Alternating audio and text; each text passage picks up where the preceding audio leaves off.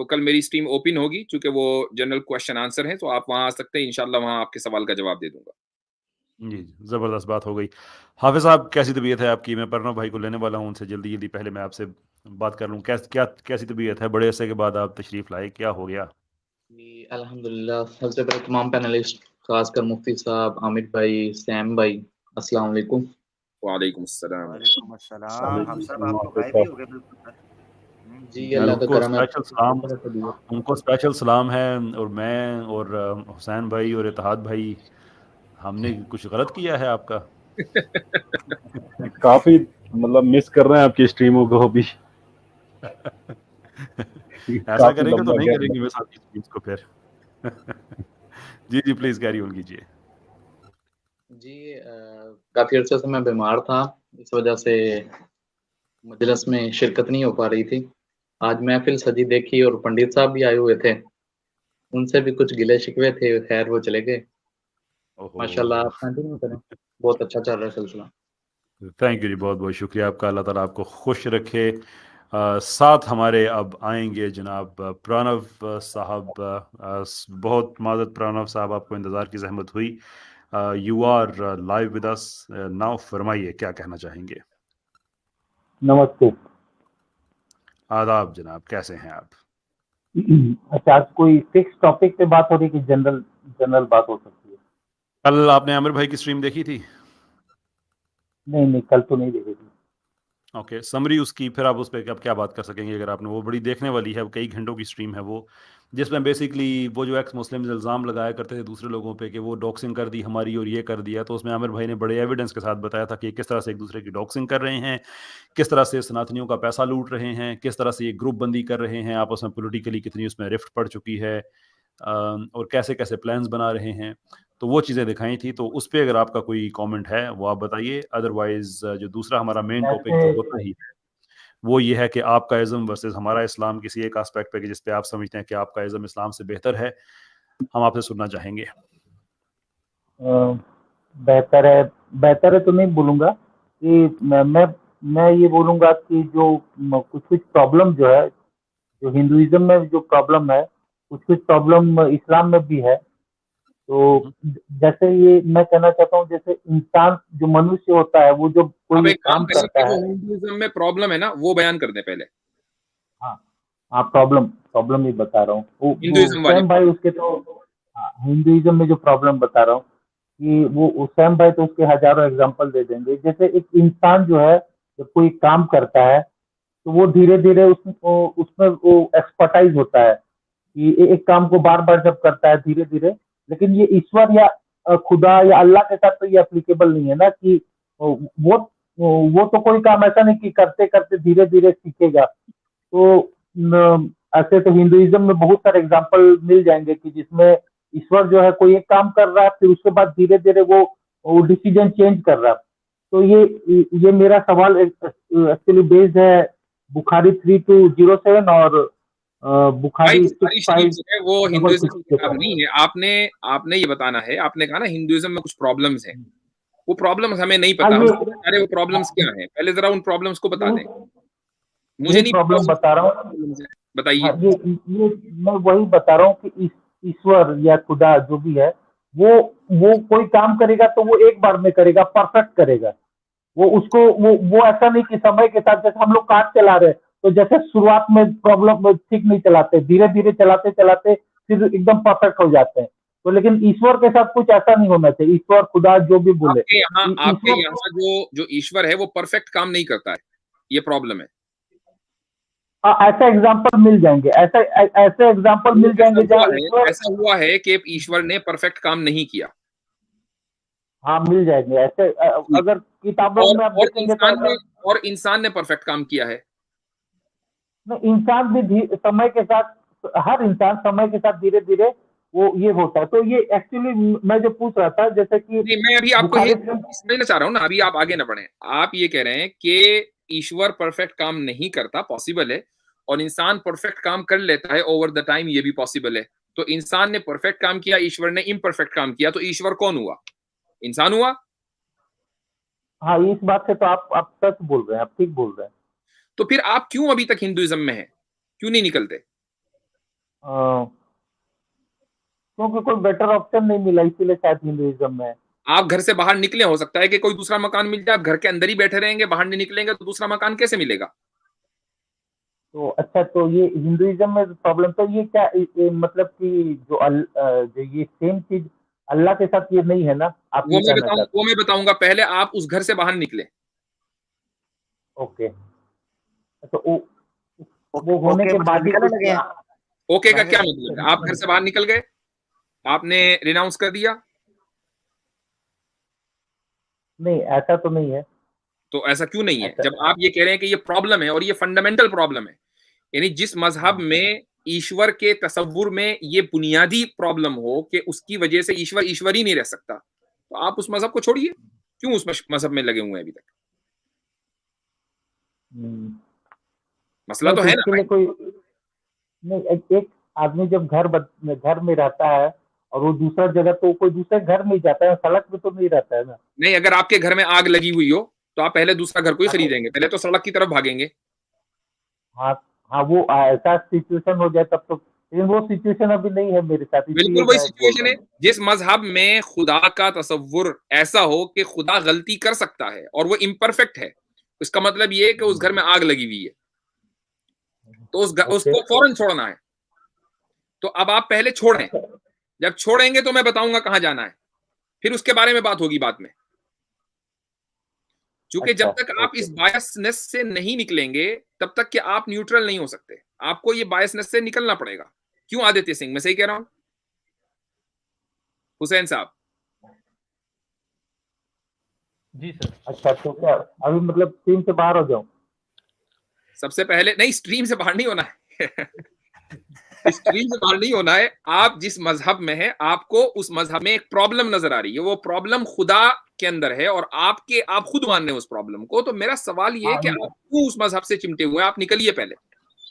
हाँ, वो बात सही है, तो वो लेकिन चूंकि आप इस्लाम के एक्सपर्ट है, इसलिए मैं इस्लाम के ऊपर आपसे बात कर रहा हूँ। मैं हिंदुइज्म का तो इस्लाम पर उस वक्त बात करूंगा जब आप अपनी बायसनेस खत्म करेंगे। अभी आप बायसनेस की बुनियाद पर उस मजहब में है, आपके पास कोई रैशनैलिटी नहीं है, क्योंकि रैशनैलिटी की बुनियाद पर आप खुद उस मजहब को डिबंक कर चुके हैं।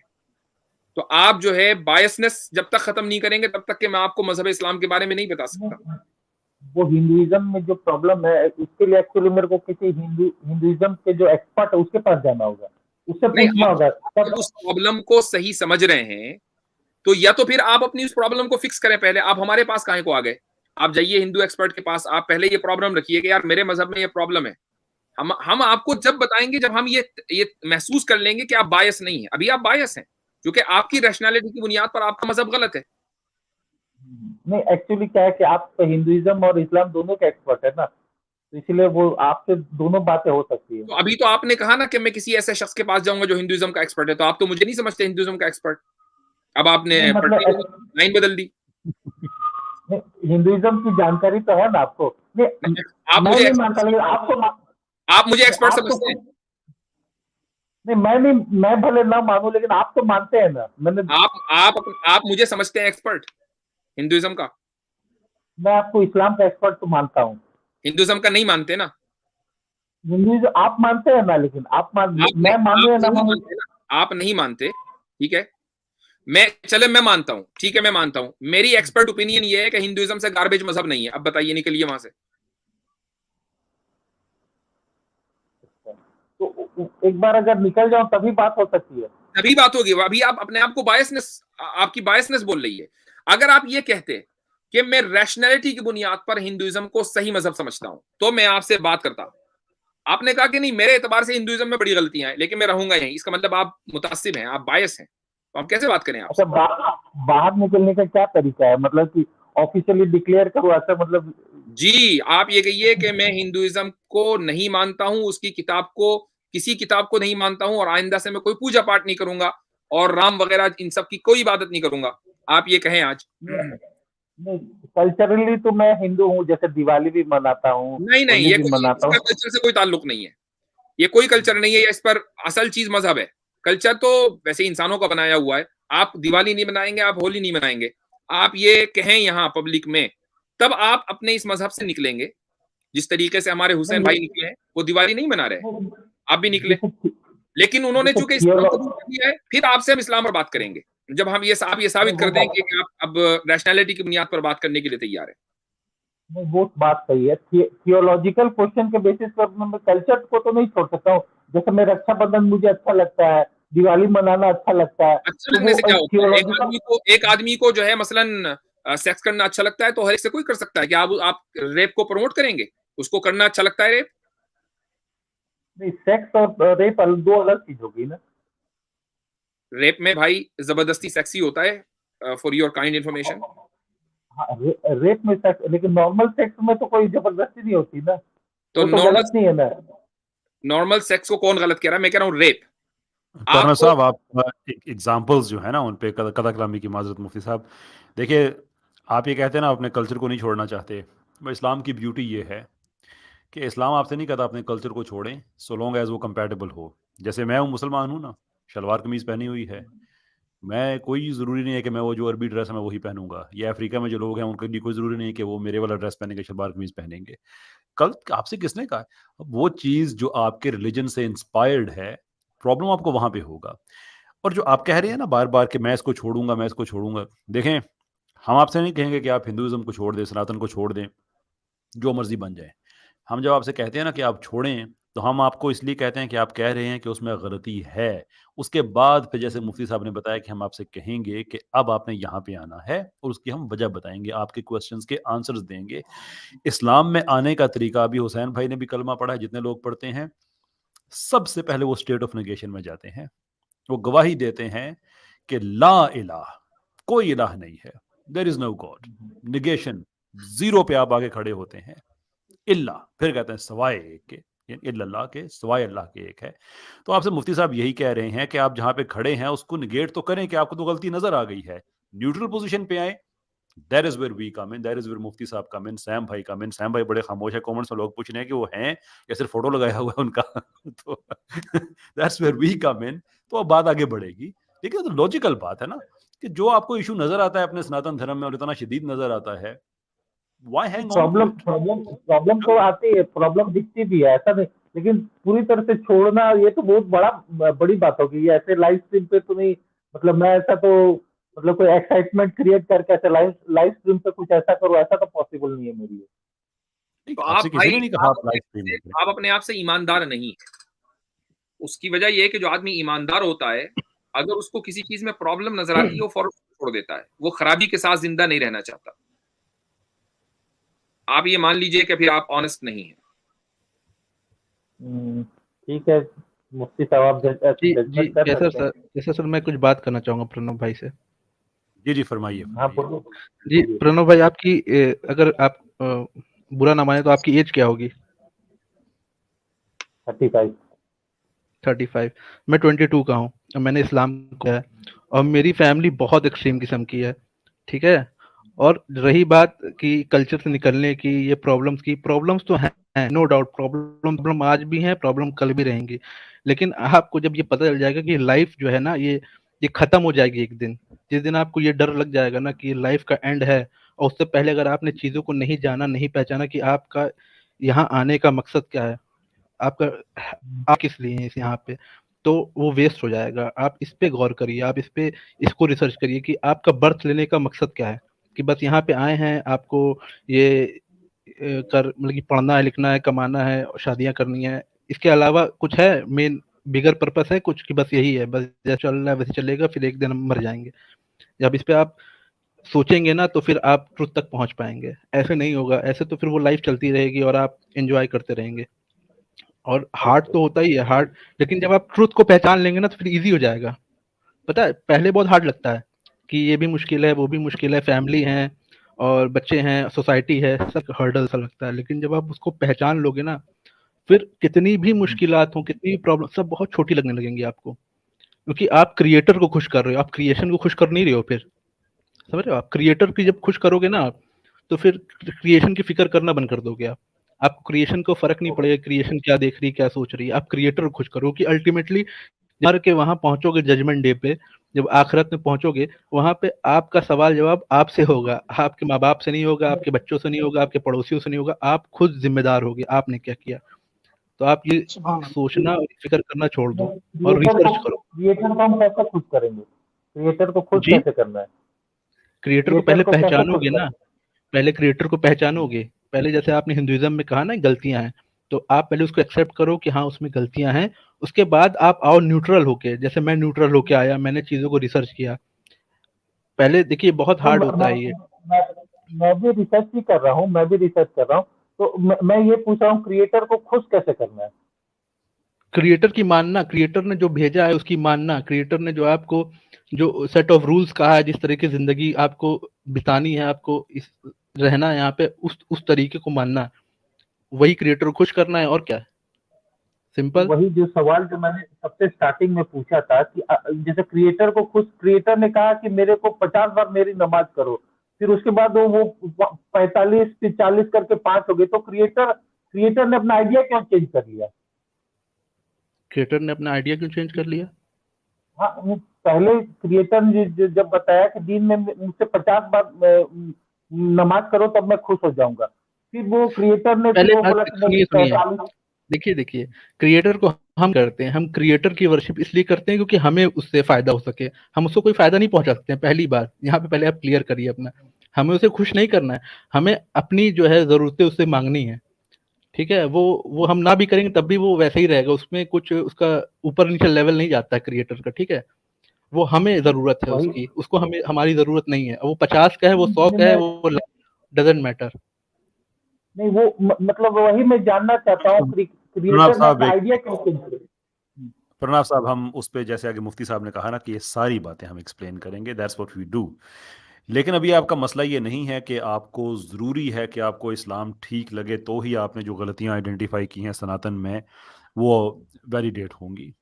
जो गलतियां हैं सनातन में वो उनकी बेस पे बेसिक बात यह है कि आप उस अगर खुद से ऑनेस्ट हैं तो आपके पास एक जो ऑनेस्ट ऑप्शन है ना वो ये है कि आप you have to leave it. बाकी आप क्वेश्चन करें, इस्लाम पे क्वेश्चन करें। इस्लाम ने रैशनल अकली बेसिस पे लोगों के सामने अपना मुकदमा रखा है 23 साल में। क्वेश्चन करें, पूछें, गौर व फिक्र करें, रिफ्लेक्ट करें, नो प्रॉब्लम। कोई इंसान नहीं कहता कि लाइट बंद करें वो ऑन कर दे, ये ऑफ करें वो ऑन करें। लेकिन राइट नाउ जो पहली स्टेज है वो ये है कि जिस जगह पे आप खड़े हुए हैं, आप खुद कहते हैं कि आपको प्रॉब्लम मुझे नजर आ रहा है इसमें, why be part of it, जो मुफ्ती साहब ने आपसे बार बार पूछा है। हाँ, तो ये तो देखिए मतलब ओके, अगर ये है तो फिर बात खत्म हो जानी चाहिए। अब चलिए तब ठीक है, अगर मतलब कि आप पहले बाहर निकले तभी कुछ बात हो सकती है, तब फिर अब तो फिर और कोई बात नहीं हो नहीं, सकती है। आपके सामने दो रास्ते हैं, या तो आप बाहर निकलें या आप जहां खड़े हुए हैं उसकी रैशनैलिटी साबित करें, तो हम बात करेंगे। तो आप चूंकि नहीं, दोनों में से कोई रास्ते इख्तियार नहीं कर रहे हैं, आप ये कह रहे हैं कि वो इर्रेशनल है और मैं बाहर निकलूंगा नहीं, ये कॉन्ट्रडिक्शन है, ये सेल्फ कॉन्ट्रडिक्शन है। इसलिए हम आपसे कह रहे हैं कि हम आपको कैसे समझाएं, क्योंकि आप खुद अपने अंदरूनी तजादात और कॉन्ट्रडिक्शन का शिकार हैं। मुफ्ती साहब, मैंने क्या कहा ना कि हम थियोलॉजिकली मुझे बहुत कुछ प्रॉब्लम दिखती है, लेकिन कल्चरली मुझे कल्चर अच्छा लगता है, और कल्चर में कुछ बुरी चीजें भी लगती है, लेकिन मैं अच्छी चीजें कल्चर को एक्सेप्ट करता हूँ, फॉलो करता उसका हूँ। जवाब कैसर भाई ने आपको दिया है और मैंने भी उसको दिया है। चले, मैं कहता हूँ थियोलॉजिकली आप रिनाउंस कर दें, आप कहें कि नहीं, मुझे हिंदुइज्म जो थियोलॉजी है, सनातन धर्म, उसकी थियोलॉजी से कोई लेना देना नहीं है, मैं उसको डिनाउंस करता हूँ, आप कह दें। उसमें अच्छी चीजें भी है, बुरी चीजें भी दिखती हैं और अच्छी चीजें भी दिखती है, ऐसा भाई नहीं कि सब कुछ बुरा ही बुरा है। मैं वही कह रहा हूं कि आप अपनी रैशनैलिटी को साबित कर देंगे तो हम आपसे बात करेंगे आपकी रैशनैलिटी को सामने रखते हुए। क्योंकि अभी आप दो कश्ती में सवार होना चाहते हैं, ऐसा आदमी को उसका तो मुकद्दर ही है कि वो गिरेगा, लिहाजा हम उससे क्या बात करें, क्या संभालें उसको। नहीं ठीक है मुफ्ती साहब, ऐसे तो मैं मतलब कि ऐसे मतलब कोई ऐसा बाहर आप निकल जाओ आप ऐसा आप क्लियर कल नहीं आप कल अगले हफ्ते जब भी आप कैसर भाई की मेरी स्ट्रीम में आए, नेक्स्ट टाइम आइए, कहिए कि मैं अपनी आइडियोलॉजी को और अपनी फिलॉसफी को डिफेंड करता हूं और उसको रैशनल समझता हूं। अब आप बताएं आपके यहाँ ये प्रॉब्लम है, तो ठीक है, हम जवाब देंगे। मैं डिफेंड करने की लायक स्थिति में नहीं हूँ ना। मैं बस जहाँ जिस चीज को मैं डिफेंड कर सकता हूँ उसमें डिफेंड करूंगा। अब जिस चीज का मुझे नॉलेज होगा उसका मैं डिफेंड करूंगा। अगर आप ऐसे कोई क्वेश्चन पूछिए जहाँ और पे मुझे लगता है कि आपने जिस चीज को इरेशनल कहा है ना, वो कोई छोटी मोटी चीज नहीं है, वो किसी भी मजहब की बुनियाद है। अगर बुनियादी गलत है तो पूरी इमारत गलत है। आपने जिस चीज तो को इरेशनल वही कहा है वो है खुदा का तसव्वुर। क्या आपने कहा है कि खुदा का तसव्वुर हमारे यहाँ है कि खुदा इम्परफेक्ट है, तो जो चीज इम्परफेक्ट है वो खुदा नहीं हो सकती। तो आपका तो मजहब ही ढह गया भाई, क्या कहा है? इम्परफेक्ट आप बोल सकते हैं, लेकिन क्या खुदा अपना आइडिया चेंज करता है क्या, या खुदा भी अपने आप को डेवलप करता है इंसान के जैसे? उसका नहीं करता, डिसीजन नहीं करता, ये फंडामेंटली गलत है। और जो आप समझ रहे हैं वो भी गलत है। मैं उसकी तशरीह बहुत 1 मिनट में कर दूंगा, लेकिन मुझे करनी नहीं है आपको। उसकी वजह यह है कि ओके आपकी जो इमारत है वो बिल्कुल खत्म है, आपके बकौल खत्म है। तो आप जब उस इमारत से ओके निकलेंगे, उसकी बायसनेस खत्म कर देंगे, मैं आपको समझा दूँ। ओके वो जो मुफ्ती साहब, वो कोई मसला नहीं है, हम तो दिन रात यही पढ़ाते हैं, वो कोई टेंशन की बात नहीं है, ओके 1 सेकंड में हल हो जाएगा वो। ओके लेकिन वो आप नहीं, मुफ्ती साहब, ठीक, आपको हम हल करके नहीं देंगे क्योंकि आप बायस हैं। बस इतनी सी प्रॉब्लम ओके है। ओके ओके, ठीक है मुफ्ती साहब, तब मुझे इजाजत दीजिए। ठीक, बहुत शुक्रिया। Okay, thank you thank you जी, थैंक यू। बहुत बहुत शुक्रिया आप तशरीफ लाए Pranav, thank you so very much यानी इंडीड। हजरत प्रणव भाई बेसिकली ये कह रहे थे कि मुझे ऑपरेट भी करें और एनेस्थीसिया भी मुझे नहीं दे चाहिए, तो वो तो चीखें बहुत निकलेंगी उसमें। ऑपरेशन से पहले आपको एनेस्थीसिया दिया जाता है। बहुत शुक्रिया आमिर भाई, आप पे बहुत से केसेस करने पड़ेंगे मेरे ख्याल में, ठीक हो सिचुएशन खराब होती जा रही है। आपके साथ मुफ्ती साहब सिर्फ बैठे हुए हैं, तो मुफ्ती साहब तो बात कर रहे थे, शायद कमेंट नहीं पढ़ पा रहे हो, तो मुझे भी ऐसा ही होता है, जब मैं बात कर रहा हूँ तो कमेंट नहीं पढ़ सकता। लेकिन जो कमेंट्स का जो क्रक्स है वो ये है कि मुफ्ती साहब is in beast mode today. Oh, मुफ्ती साहब इन हार्ड मोड टुडे। ये सोहबत का असर है, सोहबत का। जी आपने असल में आमिर भाई के बराबर बिठाया हुआ, ये असल में आपने किया, वही इसलिए कह रहा हूँ चले गए ना नीचे। कैसे भाई आप ऊपर आ जाओ, ये मुझे नीचे कर दें। एक दिन मैं भी इसकी लपेटे में आ गया था मुफ्ती साहब, फिर अपने आप को सही कर दिया। मैं एक चीज यहाँ जरूर अप्रिशिएट करना चाहूंगा। हमारे जो हुसैन भाई हैं, साबका आदित्य सिंह, साबका हिंदू, इन्होंने जो गुफ्तगू की प्रणव भाई से, मैं जबरदस्त। बहुत अप्रिशिएट करता हूँ। बहुत अच्छी गुफ्तगू, और मैं समझता हूँ कि अल्हम्दुलिल्लाह इस्लाम की रूह को, इस्लाम के मिजाज को समझने वाली गुफ्तगू थी, कि जो बंदा तौहीद को समझकर, तालीमात को समझकर जो गुफ्तगू करता है। तो मैं अप्रिशिएट करता हूँ हुसैन भाई, आदित्य भाई, बहुत शुक्रिया, माशाल्लाह। अल्लाह आपको इसी तरह बरकत दे। बहुत शुक्रिया आमिर भाई। राइट, एक- थैंक यू जी, बहुत बहुत शुक्रिया। ये हमारे साथ सागर भाई आए हैं। सागर भाई से मैं पहले पूछ लूं कि असली वाले सागर भाई हैं, कोई और हैं? अस्सलाम वालेकुम। सागर भाई, अस्सलाम वालेकुम। आवाज हो सकती है। वालेकुम अस्सलाम। वालेकुम सलाम। ये जो अभी एथियस्ट पंडित साहब आए थे, सबसे पहले इनकी मुझसे ही डिबेट हुई थी। कैसर अहमद साहब, ये तो अपने आप को ब्लैक मैजिक एक्सपर्ट भी बोलते हैं। ये बोलते हैं पत्थर में जान भी डाल सकते हैं। बहुत पहले डिबेट हुई थी आपके चैनल। हाँ, ये बोलते हैं कि पत्थर में जान डाल देंगे और आप तो जेल नहीं पाओगे। वही फॉल्स प्रॉफिट। फिर मैंने इनको भी अलग अलग किताबों का दिया, कहा कि भागवत गीता में भी तो कहीं डायरेक्ट नहीं है। तो कुछ नहीं, बस ये टोटली प्लूरलिस्ट हैं। इन्होंने खुद कबूल किया है प्लूरलिस्ट हैं। नहीं सागर जितने भी भाई, सनातन, अगर ये पत्थर में जान डाल सकते हैं तो कोई वीडियो वगैरह उसकी वायरल करें। इतने मंदिर ना, हैं, किसी मूर्ति के अंदर जान डालें तो जरा माहौल बन जाएगा। जी सैम भाई, कोई रेफरेंस है आपके पास किसी हिंदू स्क्रिप्चर का कि उसमें ये मेंशन हो इस टाइप के ब्लैक मैजिक का, जो ये कर सकते हैं? जी अथर्ववेद पूरा ब्लैक मैजिक से ही भरे हुआ है सागर भाई। हाँ पर ऐसा कुछ नहीं है कि जो पत्थर में जान डाल दी, ये तो मैंने नहीं पढ़ा। कुछ और तरह की मैजिक जरूर है अथर्ववेदा में। जी जी जी। मटके में जान डाली थी, 2 मटकों में। द्रोण उसी से पैदा हुए थे, महाभारत में द्रोण उसी से पैदा हुए थे। Thank you so very much Indeed, बहुत बहुत शुक्रिया आपका। अच्छा, मैं आजम आपको लेना चाहूंगा। बस मैं, हाँ कोई बात नहीं। सागर भाई, आप कुछ कह रहे थे, आपकी बात मुझे सही समझ नहीं आई। हाँ सॉरी, बस मैं ये कहना चाहता था जाने से पहले। मैं ये जो अभी अली भाई आए थे, ये जो अली एक्स मुस्लिम, ये आमिर भाई मैंने आपको जो भेजा था, थैंक यू आमिर भाई, वो रेफरेंस चाहने के लिए, उसके लिए थैंक यू सो मच। उसका रेफरेंस चाहने के लिए भाई। मैं, हाँ, थैंक यू। ये तो विकिपीडिया से भी सही से इन्फॉर्मेशन नहीं पता था। विकिपीडिया पे भी लिखा है 6 कैनोनिकल बुक्स हैं, लेकिन ये 7 बना बैठे हैं। चलिए चलते हैं, जज़ाकल्लाह खैर। थैंक यू सागर भाई, बहुत बहुत शुक्रिया आपका, बहुत बहुत अच्छा लगा। आजम अंसारी साहब की तरफ मैं चलना चाहूंगा। आजम साहब बहुत देर से इंतजार कर रहे हैं। मुझे इजाजत दीजिए, मैं हाजिरी लगवाने के लिए आया था और ज्यादा वक्त नहीं दे अभी मैंने वो कमेंट्स मैंने दिखाने बंद कर दिए हैं।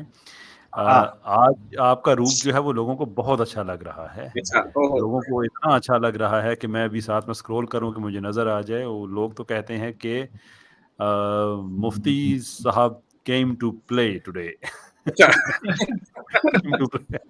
ये मैं कह रहा हूँ जगह तब्दील कर दें, मुफ्ती साहब रुक जाएंगे थोड़ी देर, मैं आपको सही कह रहा हूँ। नहीं यार, पता क्या, बिल्कुल बिल्कुल मैं ना भाई को आप दोनों के दरमियान कर देता हूँ, शायद कुछ जो है कुछ नहीं से इंटेंसिटी लेवल बढ़ जाएगा, ये जो आपने किया।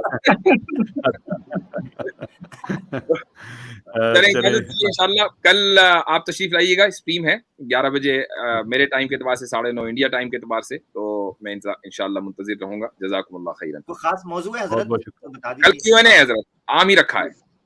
माशाल्लाह माशाल्लाह। जी चले ठीक है, माशाल्लाह, अस्सलाम वालेकुम। बहुत शुक्रिया, थैंक यू जी, बहुत बहुत, अल्लाह ताला वालेकुम आपको खुश अस्सलाम। रखे, बहुत इज्जत बख्शी आपने। बगैर किसी मजीद इंतजार के आज़म अंसारी साहब बहुत देर से आप वेट कर रहे हैं। जी जनाब फरमाइए, क्या कहना चाहेंगे? अस्सलाम वालेकुम। वालेकुम अस्सलाम जनाब। जी जी आज़म साहब, आपकी आवाज आ रही है? आवाज आ रही है? जी जी फरमाइए। इतना जितना आप मेहनत कर रहे हैं, जी सर, जरा सा थोड़ा सा ये भी पीछे का ध्यान भी रख करे, क्या बोलते हैं, इतना इतना सारा एडवाइस देने के बाद भी आदमी दिमाग में बात नहीं घुसता। थोड़ा सा जो है ना, आपको इंतजार की बहुत जहमत हुई, मैं समझ गया आपकी बात, लेकिन गुजारिश ये है कि इस काम की नेचर ऐसी है, जो आपने इंतजार किया वो आपका सब्र, वही आपका सवाब है। एडवाइस जो देनी पड़ती है, देखें at the end of the day मैं पब्लिक अपने में हम बैठे हैं। जी फरमाइए फरमाइए। मैं अपने लिए नहीं बोल रहा, जो जी एथियस आते हैं सीधा सीधा अपना क्वेश्चन वो करें। अगर आप ये मैं जो फार्मूला अप्लाई, इससे आपको कुछ तसल्ली हो जाए, क्या इस्लाम लाओगे? आज़म साहब, ये फॉर्मूला जो है ये अच्छा है, लेकिन मैं इस चीज़ से थोड़ा सा मैं इख्तलाफ रखता हूँ, इसलिए कि लोग मुसलमान हों, हम जब कोई आदमी पूछने के लिए आए ना, तो हमारा फ़र्ज़ बनता है कि हम ज़रूर बताएं।